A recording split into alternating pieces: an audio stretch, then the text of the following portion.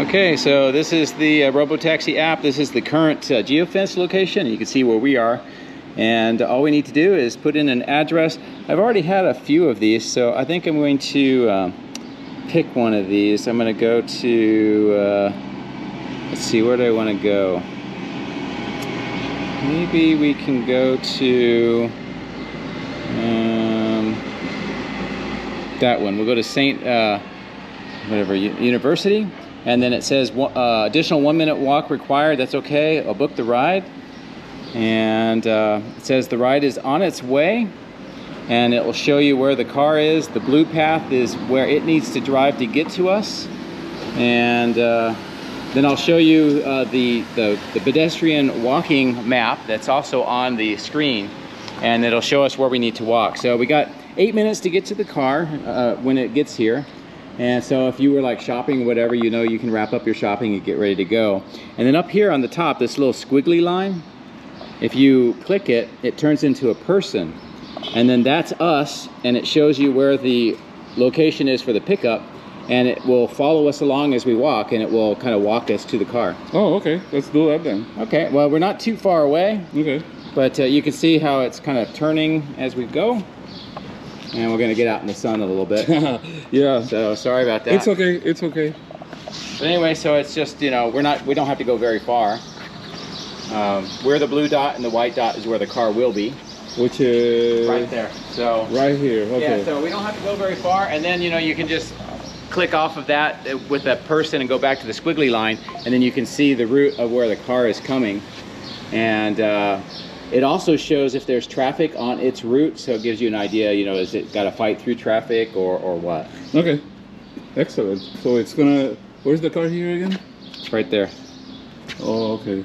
Yeah, that's one of my feedbacks is that when it's a darker car, because the color of the car is either going to be black or silver, in this case it's silver, but it blends in with the background. So if they kind of highlighted it, it'd be easier to see. Is it because you have the phone in dark mode? I don't think so. Let me see. Okay, that'll be a good test. I'll go to light mode. Oops. That's what it looks like in light mode. So okay, so the car's still dark, but the background is bright, so you have a better view of the vehicle. That's good. At least that's it. Some like 50% with it, right? Right, exactly. Okay. But what I understand is if you use light mode, then you get a lot of crap on social media. Yeah, dark mode all the way. Right, Chris? Yes, sir. This is Chris, our friend. Yes, good. Hello, yeah, hello. Good. Have you taken rides also? Yes, yes. How do you like it? I love it. It's so smooth. A couple of observations. The creeping is very, very natural. No lunges into the intersection where it can get a better view. It just very naturally creeps like a human. Okay. Make sure everything's clear, pedestrians, bikes. Very, very good, cautious, confident around pedestrians and bikes. Have you thought of language features within the service? Have you thought about that? I have not, but I heard you mention that, and I think that's a great idea. Yeah. I think that would be a great way for folks that, you know, English isn't their native language to be able to experience the Tesla product in their own, right? In their own way, yeah. I see this very actively being used near airports, where downtowns usually are not very far from airports. Yes. You have a lot of people from all over the world, so they can help one and still be like familiar with the interface, the instructions, and all that good stuff. So, well, that's one of the important points about the Tesla brand. Whether you're renting a car, getting a Robo Taxi, owning a Tesla, everything syncs across the platform. Yeah. And honestly, when we go out of town and don't have our Tesla with us, it's mildly frustrating. I mean, it's nice to be able to be in your own vehicle with your own settings, your own preferences, your own languages, and I think that if they could bring that to the Robo Taxi, that would be huge. Would you have any preference on an additional language than English? How about Spanish? How about that, right? Yeah, I like that. Of course. I like that. Real quick, what you just said about having the profile and it could set up so it's like your car or whatever. Yes. You can think one more step. Yeah. If you can, all the time you hail a robotaxi and it arrives, it's set up for you. Why would you own a car? Yeah. Yes. Absolutely, 100%. Or why would you own multiple cars? Yeah. So for example, like we have 2 adult children plus my wife and I. We could all have one vehicle, and then if the 3 of us need to go somewhere different, we could have 3 different robotaxis take us to 3 different places, right? Totally great feedback. Absolutely, 100%. Yes. So let's wait for our ride. Is it close to here already? What's going on? It says we are 5 minutes away, and of course it's very bright out here, but you can see its blue route that it has to come over to get to us right now. I don't want to give it a 1 star. I want to give it 5. But you know, that's pretty good. I mean, it's a Tuesday, it's in the afternoon here in a big city in a small geo-fenced area, and there's a lot of us that are trying to drive, and from the request to the hail to getting here, it's less than 10 minutes. Usually it's about 8 minutes or so, sometimes even shorter than that. Perfect. Let's get into it. So this is going to be my first ride. Let's see what happens. Oh, hopefully it's a safe, uneventful ride. And it decided to stop here. And you can see how the lights are flashing? Yeah. So that means it's ready for pickup. Okay. Well, guys, it's going to be my first Robo Taxi ride here, thanks to our friend Joe Techmeyer. Joe, say hi to everyone again. Hi. And I'm going to ask the gentleman to see how he responds about getting my luggage in the car. You don't talk to the guy. He says he's not there. So. Okay, so he just pointed me to the back. Oh, it's already opening. Yes. Did you open it? Yes. Oh, you did. Okay, great. You want to be in the left seat? Yeah, I'll go to the behind the driver's seat anyway. Pretty cool. Hello. All right. Hi. Hey. Thank you. Hello. How are you? Good. Let me put on my my seat belt real quick. Okay. I'm going to apologize in advance to you, my friend, for everything that we're going to say. Since I know you heard this guys all day and. So here's a cool thing is on the app or on the screen you can do the start your ride. Yep. And I'll let you be the one to initiate it. So you just hit it. Okay.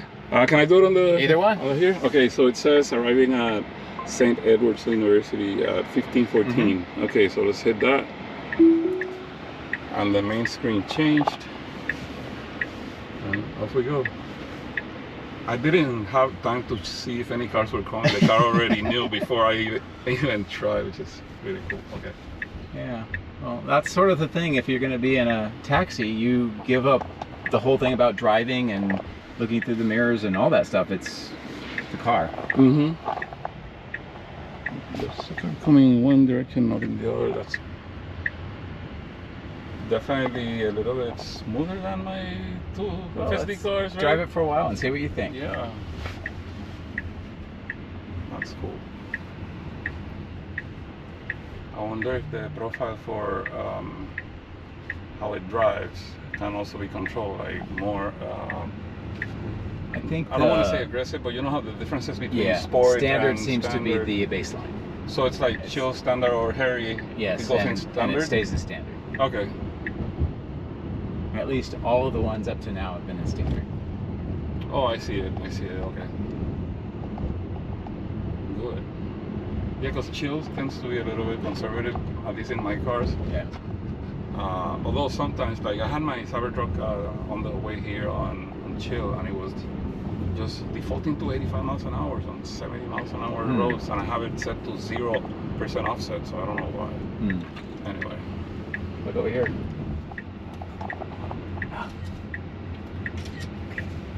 Yeah, it. I wonder if somewhere down the road, if you could like pay more for hurry mode or exciting mode or whatever. I don't know. I don't know if that's a good idea. That too. Let's see. So you've taken quite a few rides, from what I heard. Oh yeah. Over 15 or 20, huh? Look here. Cool. Oh, there's another one right in I'm front at of 20. us. This is my 25th one. Really? Okay. There are some that are approaching 40. That's nuts.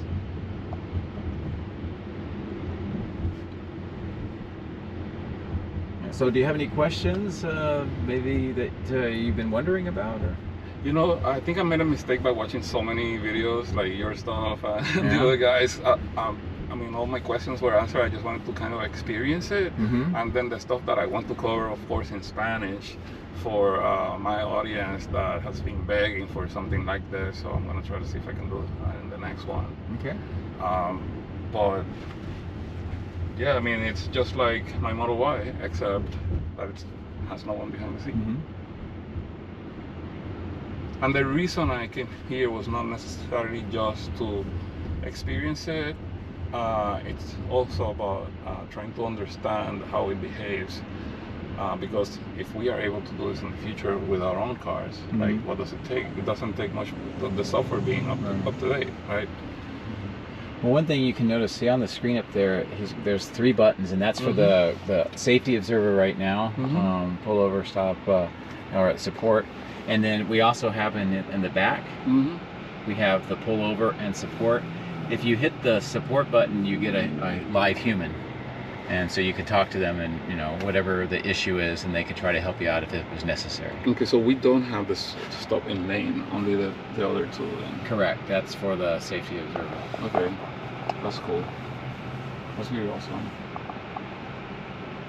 The screen is nice and clean for the most part, because no one is sitting in the driver's seat messing with it.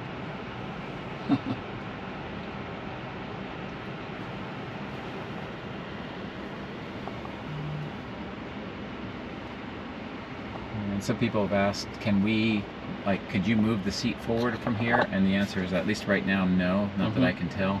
So it is wherever that is.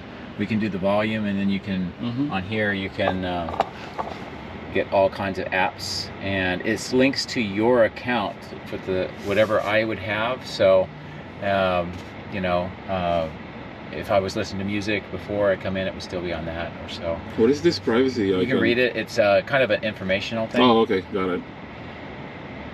Cabin camera and microphone data is not captured until needed. Okay, so in case there's an incident or something. Okay.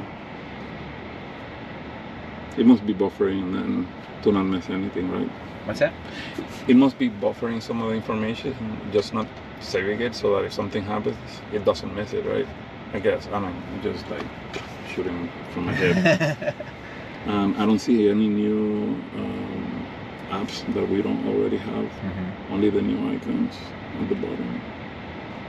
Actually, the UI is different than on my Cybertruck. My Model Y doesn't have this, and I'm curious what's going to happen with like the Model Ys that have the hardware. Yeah, well, they don't have the rear screen. But you can do everything on this screen on my phone that you can do on the screen. So even if you didn't have the screen, you can do everything. Yeah. And as I showed you at the beginning, you can even start the ride. So you know, I can see I have the call support and pull over here on the app as well. So if I do it here, it's the same as doing it right there. Yeah. Okay. I guess it's more of a you're missing out on having the latest Tesla if you don't have the rear screen, because mine doesn't have it. Well, kind of, but you know, functionality is still there, which is important. It is. And I'm guessing that it's. Have you seen any one of our peers that are using Android instead of an iPhone? Does it work on both? For me, no, because I've been doing my own thing. Everybody's doing their own thing, so I always have people who are passengers like you. So I don't know what they're using. I think everybody's using iOS right now, but that's a guess.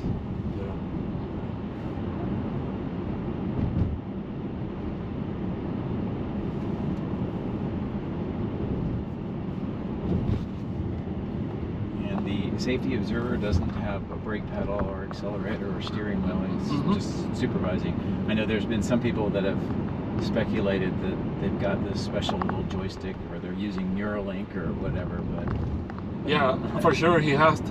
He's doing the palming technique that the magicians use. That's so it. You cannot see what he has on the other side of the hand, which is a full-blown PS5 remote control miniaturized. No, it's a Neuralink. He doesn't have to have that. Oh, there you go. That's why he's wearing the hat. Yeah, exactly. Not really for the win.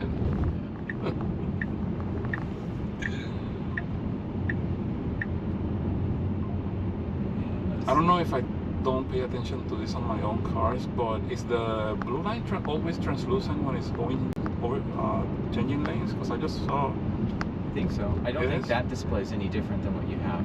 Okay. And you have you see the little chevrons, and that shows you how much you're decelerating. So that still seems to be the same. Yeah, I just never paid attention to the blue line being like the tentacle. Oh, okay. If it's translucent and you can see the white dotted lines, like I just saw, like you never pay attention to that stuff. Well, yes, it reminds me of flying, and when you're flying the plane, you notice certain things, but you're so engrossed you don't see other things. But when you're like an evaluator pilot and you're sitting back and you're watching what everybody's doing, you see so much more, because you see things that, because you have more time and you're not, you know, dedicating so much of your energy to looking at certain things, so you can look at a bunch of other stuff. Exactly. Okay. Cool.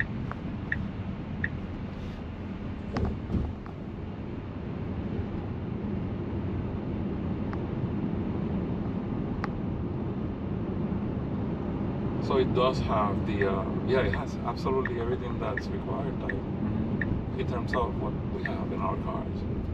Yeah, on the bottom of the screen is a little bit different, I think, because you don't have things like, you know, your odometer and. Well, no, you have that, but on the bottom there's certain, I think there's certain buttons. I'd have to look back on mine to remember exactly what they are.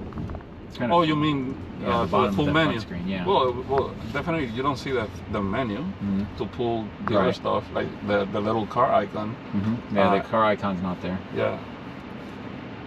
It's actually missing quite a bit. I mean, the other side doesn't have the AC controls. Well, you know what's funny is up by where it has the full self-driving steering wheel, you see the green and orange dots? The orange is for the speaker, so it's listening for like emergency vehicles, that kind of stuff. But the green and the non-supervised, or the supervised one is to make sure the driver's paying attention. So why is it green here? I don't know. Yeah, I don't know. Maybe there's someone hidden inside the seats here. Maybe. And then, like, maybe cover the eyes. Could be. Yeah, that's it. That's it. You figured it out. I got it. I'm telling you, man. I was this close. I went through 3 or 4 interviews to join the team. Yeah. So. Well, I still think you should consider that again. I'm talking to some people. I may apply again. Okay. Well, that's very cool. Yeah. So I want to do some high performance testing for them. So this is great. So far, so good. And I just reiterate, we can pick wherever we want within the geofence area. So there's not like they gave us 10 places to go. It's anywhere you want. Okay. So we could have taken it around the block, basically. If you wanted to, sure. Just throw 420 out. My my very first for the first ride at all, I started right there. Okay. Over by that O'Reilly thing, and I picked it because it's almost in the middle of the geofenced area. So I thought, well, if I get this, I can go anywhere. And I was thinking maybe I could, you know, get in quicker than anybody else. Okay. Can you zoom out on the app and see how many of the other fleet cars are? No, like, they don't have that. Uber? It only shows us. Okay. So that is a difference, and I've been wondering about that because one, eventually there should be thousands of these. So why would you need to see all those? And two, right through the app, immediately it assigns you a vehicle, and then you follow your vehicle to you. And as we've had some people ask, I guess on Uber sometimes your ride gets canceled on the way here. So far that has not been the case. And I wonder if sometimes with Uber it's because the driver has changed their mind, whereas here you wouldn't have that problem. Yeah, I just noticed that the external drive is almost full. Over 75% data will start being deleted at 85%. Yeah, I think that they are collecting like tons and tons of data. Yeah, but you know what? I wish my car did that. I have to delete out absolutely everything on the drive. And in the beginning, even from my 2018 Model 3 that I used to have, it would just write over the old stuff when it got full. I can't say for sure, but I wonder if this is not just because of this is the first couple of days, and I think they're gathering stuff. I imagine that they're trying to, you know, whenever they get a possible chance, they download as much as they can. And how they do that, I don't know. You know, because we really can't ask how the system works, like the network system, the operation system. So do they use Starlink or Wi-Fi or anything like that? That we're not really able to ask that question. But I know that they are data sharing some way, and unlike us, where we have to wait till we get home and get a Wi-Fi and then it downloads, you know, I think they may figure out a different way. Okay, so I noticed that my Cybertruck, since I have the high performance Starlink dish, it's always pushing stuff. account always. Even when you're driving? Yeah. Okay. Oh, actually, I think it's after I you check it stop. after, because I don't check until I stop. That sound that you just heard is we're about a minute away, and you can see the screen here is now changed. It says, make sure to gather your belongings. That dropped me off now. If you were to push it, it will find a place and decide, okay, this is where you really wanted to be versus our final destination. Okay. And I think, I haven't messed with it yet, other people have, but I think once that you do that, your ride's done. So it's not like, oh, I changed my mind, I'm going to put something else in. Yeah. Pretty much done. So so the point where we're going, is there shade? There should be, yeah. Okay, cool. This is over here. On the first day, one of my rides, we ended up over here, and Ashok came by. A what came by? Ashok Alaswamy. Oh, really? Yeah. No way. Yeah. Oh. I haven't seen him in a while. I think since the Robo Taxi event in Warner Bros. This is a Robo Taxi event. Well, yeah, I guess that's why. Yeah. Okay. I don't know if I met. You can see arriving at your destination, so it tells you all that in the app as well. Yeah, and the graphics are really cool back here. I spoke to CJ and well, I talked to a couple of people from the team. This is really, really smooth in the parking lot. So it doesn't pick a spot. Sometimes it does. Okay. Earlier today at Starbucks it did. And then here you can open the trunk. Oh, okay. And how would it work if you're heading the ride for someone else? What do you mean? I don't know, your kid, you put it in the car and then they don't have the app. Well, we can talk about that later. Let me open the trunk here. Yep. There you go. Awesome. Thank you very much. Thank you. Sorry about the guys. annoyingness. All right. All right, bro. Keep on rocking. Yeah. You guys are doing a great job. Thank you.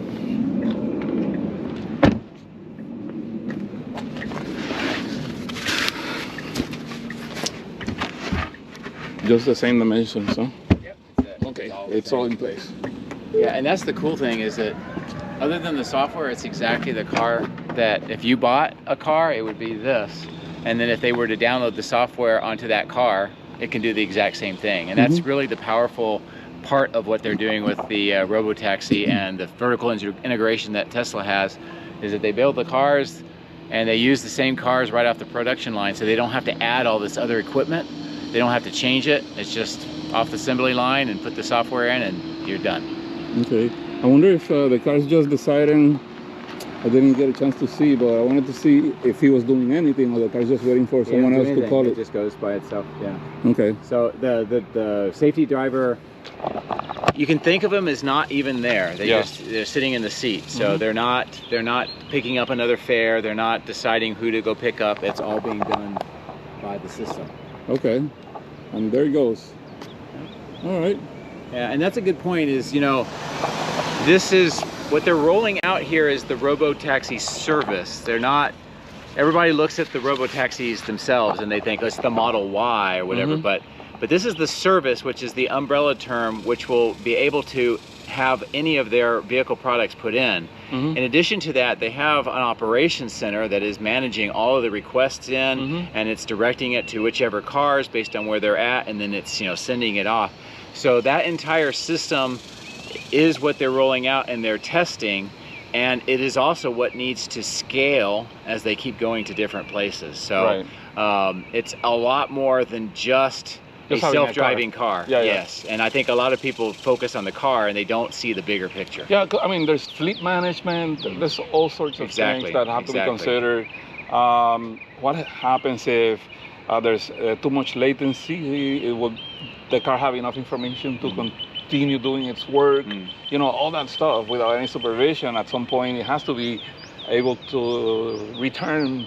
You know, go back home, charge, all that stuff. Exactly. Well, one of the key features of all of the Teslas, and we got a chance to see it yesterday, is that it doesn't need to be connected Wi-Fi or anything to do its job. I mean, it's got the software, it's all native to the car, and it can do everything.